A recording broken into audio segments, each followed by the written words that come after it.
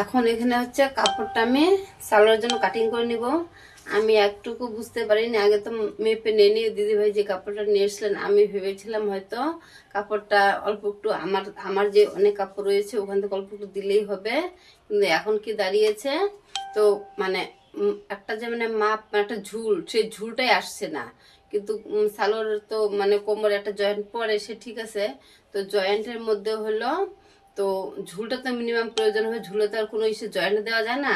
তাই মানে অল্প কাপড়ের জন্য তো হচ্ছে সালোয়ারটা আমার কাটিং করতে পারিনি, ওর জন্য অল্প কাপড়ের জন্য দেখো এখন আবার নতুন করে পুরো কাপড়টা নিতে হচ্ছে।